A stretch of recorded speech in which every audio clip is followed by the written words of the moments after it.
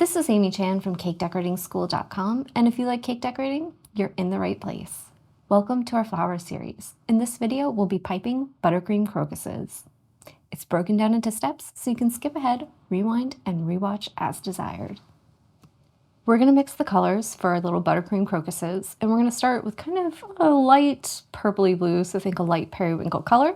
I've got my American style buttercream in my bowl, and I've got quite a bit because it's a slightly bigger flower, and it's got some kind of chunk to those petals, so I want to make sure that I have enough. And we're going to use the following liquid gel colors: violet, royal blue, lemon yellow, and finally some sunset orange. And I've got a little of each squeezed out here because we won't be using a ton of each color. So to start with, we're going to make our periwinkle. We're going to use some of our blue and some of our purple. And we just want to start with a few specks of each. There we go. With some of that blue, some of that purple, and just give it a mix around.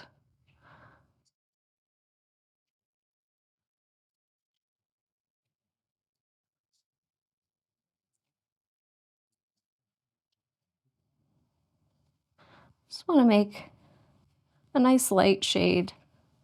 It reminds me kind of like, I don't know, of an icy, snowy day.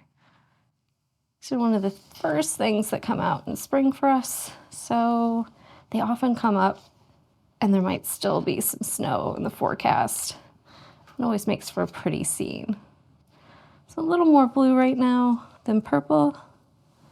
I'm just going to add just a few little streaks of purple and one of blue, just to kind of take it a little bit to the purple. And I think that's going to be lovely.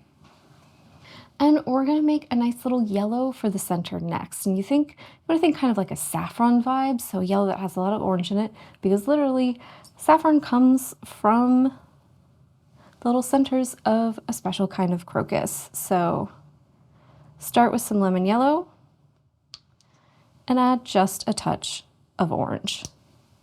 And let's mix this around and see where we are. We want this to be kind of an intense and vibrant color, so it really pops out in the center of our little flowers that are kind of that light periwinkle shade. And crocuses come in a variety of colors. Sometimes they have striped petals. A lot of times they're either purples, yellows, or whites. And so we've done a nice kind of periwinkle petal, but you can get pretty creative with these. So they come in a lot of different colors. And I think that's a beautiful kind of egg yolky orange. It's got a little bit of brightness to it, but not too much that it would be too distracting or attention catching. So it's got that nice kind of saffron vibe to it. This is going to be a great color for our centers. For this flower, we're going to be using two 12-inch disposable decorating bags, and we're not going to be changing tips. So you can see they're fitted directly with the tips. Our periwinkle is fitted with a number 122. So this is a large curved petal tip. Our yellow is fitted with a number 4. So this is a round opening, and we want something that's just a little bit bigger than, say, a 1 or a 2. So I went with a 4, so we have some nice chunky stamens in the middle. So let's review the techniques that we're going to use to make our crocus flower. The first thing we're going to do are some little support wedges, and we're going to use our 122 to do this. When we make them, we want the fat end of the tip towards the outside of the flower nail and the skinny end pointing towards the center. And we're going to have it in an upright position, except instead of perfectly upright, because the opening of the tip is slanted, we're just going to rock it a little bit towards ourselves so that we're kind of parallel to the surface. And that should allow you to pipe a nice little wedge, and it'll be narrower at the center, which is what we want, and a little fatter at the outside edge. It'll be a little easier on the nail because you can just squeeze and turn just a tiny bit as you hold. So next we're going to do some cupped teardrop petals. And these are a lot like regular teardrop petals. And we're using our 122. The thing to remember is it's pretty much normal setup. Back of the bag is towards 130. We're going to start at the center, pull out, spin, and then pull back. But we're going to rock the end of the tip up. So it's not going to be close to the surface the way it normally would. Normally when we have our straight petal tips, we lay it down flat and just pull the outside edge up. If you want to create cupped petals, especially with these curved tips, you're going to pull it up at a more extreme angle. So there's going to be more of a gap between the outside edge of the tip and the surface of the flower nail, which means that when we pull, we should get a nice little ridge on those petals. And you can see it has a lot more depth to it, right? So it gives us that nice kind of cupped shape to those beautiful petals. The next thing we're going to do is a little bit of a support structure. So kind of like the wedges, we're going to make a little bit of a trumpet in the center of our flowers. So we're going to start kind of upright, squeeze, pull the back end of the bag over to the side so that the tip is going straight up, and then we're going to spin our nail. And that's going to give us kind of a little kind of ridge of circular frosting in the middle that allow us to pipe our stamens in the middle and pipe some petals on the side. And I can't really demonstrate it on the tray without making a huge mess, so we'll make sure we go over that again as we're working on our flower nail. And finally, for our petals, we're going to do some upright petals. So these are going to use the trumpet as a support. So we can't totally do them right here on the tray, but I'm going to mimic the action. When we're doing it on our nail, we're going to have the bag at 45 degrees and at 430, so towards our right shoulder. And we're going to make these high arc petals while we're spinning our nails. So it's going to curve around that trumpet and make a really nice little look for our crocuses.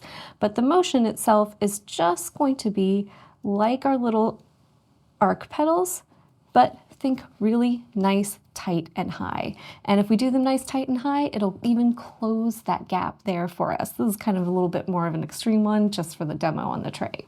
And finally, for our centers, we're just going to make some little spikes in the middle. So just like we usually do, squeeze a dot and squeeze as you pull up to continue that frosting. So we get a nice long tail on it.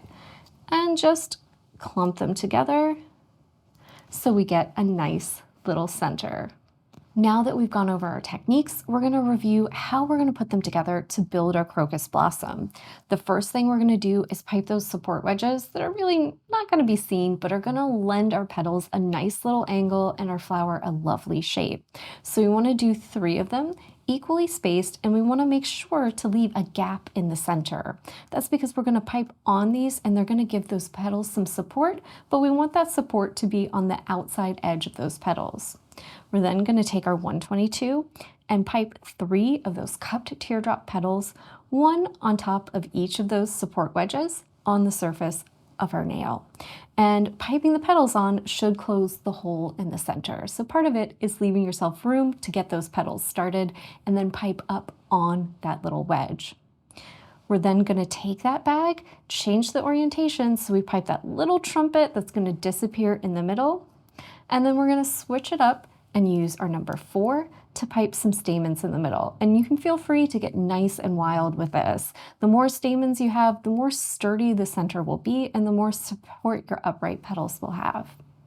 So we'll switch back to our 122, change our orientation, and we're going to pipe those 3 upright petals right next to that trumpet, right on it for support. Make sure that the opening is right kind of like straight up and down. If it's at 12 o'clock, the curve of the tips should curve over and should really give our petals a really nice look. And we want to make them so that they're offset. So start kind of in between 2 of your cupped teardrops to do your first upright, and then keep going. You want to go each one in between so it looks like we have layers of flower petals opening for our flower, and that'll give us a beautiful open crocus. So I have my flower nail ready to go. I've got my 2-inch nail and I fitted it with my little template for thirds, and I've grabbed my bag with my 122 and I just want to set up to pipe my wedges. So we want to be away from the center. You can see I've got that opening parallel to the surface, and just give us a little squeeze and turn. And you can see that gives me a nice little wedge there to pipe those petals on top of. And so just go over to the next third and do the same thing. So you can see those nice little templates are great for helping you judge spacing, especially on flowers like this, where when you start, it's kind of hard to maybe judge it by eye, especially to begin with. Now that we've got our little support wedges on, we're just going to change how we're holding the bag. So back of the bag is off at 130. I'm at a 45-degree angle.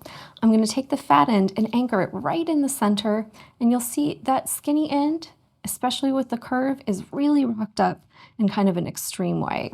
So I'm just going to start squeezing, pull out, so nice and slow, spin, and then pull back. And so if you're working on something like this where that curved petal tip has a really thin edge, the slower you go, the smoother it will be, right? So if you're getting any tearing, just slow down with your movements. Allow the frosting time to come out. Sometimes, especially with experience, I find I tend to move too fast at times, and the frosting is telling me to slow down. So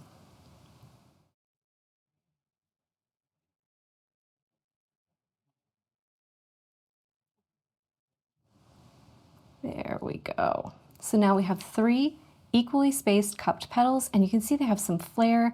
They've got that little bit of tilt from the supports underneath, and we're set up for success. Now we're going to create our little trumpet. So I just want to start straight up and down. I'm going to rock the bag to the side, and then I'm going to give it a spin. So it might remind you a little bit of the center petal on a rose. And if it does, that's a good thing. So just go and create a nice little trumpet in there. You can see that gave us a little swirl. Starting out kind of straight up and down gives you a nice little dab of frosting right there in the middle to make sure everything's nice and connected. And we've got a nice little home for our stamens that also is going to give them some support as well. I've grabbed my bag with my number 4. It's got my nice kind of saffron colored yellow in there, and I'm just going to go down right into the bottom there, squeeze, let it connect, and pull up. So you can see that gives us a nice little stamen, and you can play with your trumpet a little bit if you need to, but just fill up that area with some beautiful little spiky stamens, and you'll be ready to go. You can see you have a nice supported little center there. So now we're going to pipe those upright petals, and these will be just a little bit trickier. Make sure you take your time with them. We're going to set ourselves up. We've got the opening straight up and down. We want to put the fat end right on the edge of one of our cupped petals. And we've got our bag at 45 degrees. Back of the bag is at 430. And we just want to really hug that trumpet, turn as we're squeezing, and then pull it down and make contact to finish. And don't be worried about running into your petals, right? You can touch them lightly without hurting them. I think that's always the thing that gets me. I'm always scared I'll hurt my little petals. So then we want to start the next one right next to that. Pull up, spin as we go, and down. Beautiful. And then put a third one on, and this should close it in and give us a nice little look there. And you can see we have a beautiful little crocus blossom that's ready for spring. We hope you enjoyed this lesson where we made our sweet little springtime crocuses. And if you did, then maybe you'll check out some of our other fun flower tutorials, like maybe our basic rose, if you want to reinforce those skills, or our dahlia if you'd like a little more of a challenge. If you enjoyed this video and you'd like more about the cake decorating materials and equipment we use, or just some inspirational videos about cake decorating itself, you can follow us on Insta or YouTube at Cake Decorating School. If you'd like to know more about yearly membership and what it entails, you can go to www.cakedecorating.school.com for more information. And if you're interested in these products, you can check the links in the description.